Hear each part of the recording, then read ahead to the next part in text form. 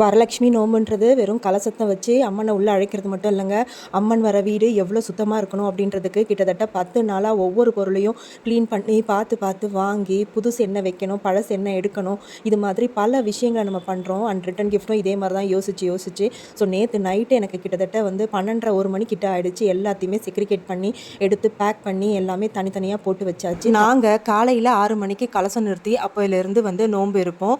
சாயந்தரம் 6 மணிக்கு அதே மாதிரி நோம்பெல்லாம் முடிச்சுட்டு நோம்பு கயிறெல்லாம் கட்டிட்டு ஹஸ்பண்ட் காலில் ஆசீர்வாதம் வாங்கினதுக்கப்புறமா 7 மணிக்கு மேலே சுமங்கலிகளை வர வச்சு அவங்களுக்கு சுமங்கலி பூஜை பண்ணி அவங்களுக்கு சாப்பிட கொடுத்து அதுக்கப்புறம் தாம்பூலத்தை கொடுத்து அவங்களுடைய வயிறு மனசு எல்லாமே மனமாற நம்மளை வாழ்த்தணும் அப்படின்றது தான் எங்களுடைய எண்ணம்.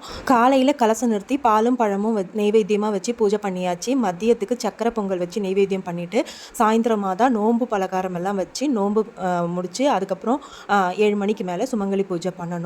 காலையில் மகாலட்சுமியை உள்ளே அழைச்சது பூஜை ஏற்பாடு பண்ணது எதையுமே என்னால் வீடியோ எடுக்க முடியல. அவ்வளோ வேலை, அவ்வளோ பிஸியாக இருந்தது. ஸோ ஈவினிங் மேலே தான் அம்மனை முழுமையான அலங்காரம் பண்ணுறேன். ஈவினிங் மேலே என்னென்ன என்னால் ரீல் எடுக்க முடியுமோ அவ்வளோத்தையும் கவர் பண்ணி அடுத்த ரீலாக போடுறேன். உங்கள் எல்லாருக்கும் வரலட்சுமி நோன்பு வாழ்த்துக்கள். பாய்.